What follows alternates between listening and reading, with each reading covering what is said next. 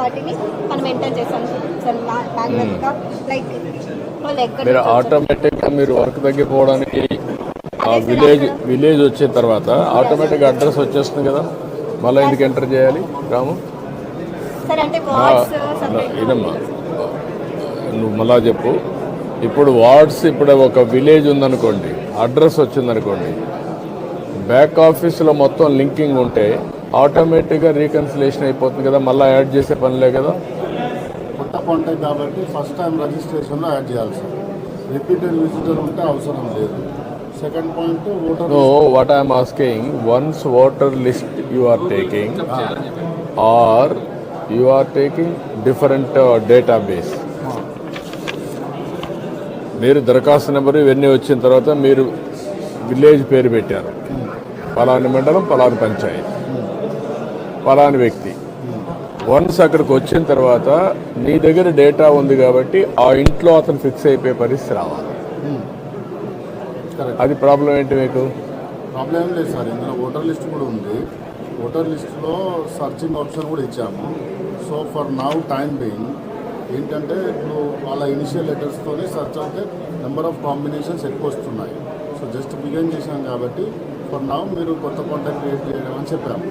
But నా పేరు village select చేస్తే సరిపోతుంది. పేరు ఇనిషియల్ లెటర్స్ అది ఫ్యూచర్లో సెలెక్ట్ చేస్తే ఆటోమేటిక్ మీరు అన్న డీటెయిల్స్ సార్ ఆటోమేటిక్ ఫిల్అప్ అవుతుంది. ఫిల్అప్ ఆటోమేటిక్గా వచ్చేట్టుగా చూస్తే సరిపోతుంది. ఇది వర్క్ ఇట్ అవుట్ లెటర్స్ నాకు అంటే గవర్నమెంట్ డేటాలో we are fixing Aadhaar and then house with GPS, not house number, with GPS also. So that దాన్ని బేస్ చేసుకొని ఆ ఇల్లు, address, number, everything will be linked automatic. Even by having the data ఆ వ్యక్తి యొక్క ప్రొఫైల్ కూడా వచ్చేస్తుంది ఫ్యూచర్లో. ల్యాండ్ ప్రొఫైల్, లేకపోతే హెల్త్ ప్రొఫైల్, లేకపోతే హాస్పిటల్, అన్నీ ఎడ్యుకేషన్, ఎవ్రీథింగ్ లింక్ పెట్టేస్తున్నాం. వాడు వృత్తి, ఎవ్రీథింగ్ అవన్నీ వచ్చినప్పుడు అక్కడ ఓవరాల్గా మనకు ఆ ఫ్యామిలీ యొక్క ప్రొఫైల్ మన దగ్గర ఉంటే డెసిషన్ మేకింగ్ ఈజీ అవుతుంది. Complete family, that is where we are working.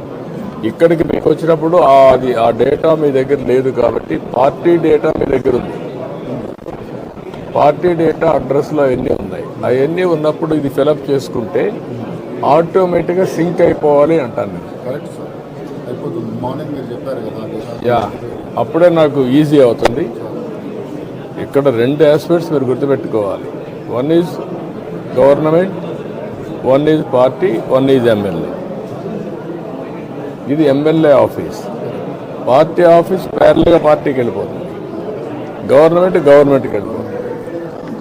Then I will integrate in my party overall Kuppam. ఈ పక్కన నేను ఆర్టీ చేస్తే పోతే గవర్నమెంట్లో ఇంటిగ్రేట్ అయిపోవాలి. That is the system I'm building. అది కొంచెం దాని వీలో పెట్టుకొచ్చేయండి. ఈ వీడియో నచ్చితే లైక్ చేయండి. అలాగే మా ఛానల్ ని ఫస్ట్ టైం కనుక చూస్తున్నట్టయితే ఇప్పుడే సబ్స్క్రైబ్ చేసుకుని పక్కనే ఉన్న గంట సింబల్ ని యాక్టివేట్ చేసుకోండి. అప్పుడే మేము పెట్టే ప్రతి వీడియో మీకు నోటిఫికేషన్ గా వస్తుంది. అలాగే ఈ వీడియో పూర్తిగా చూసినందుకు ధన్యవాదాలు.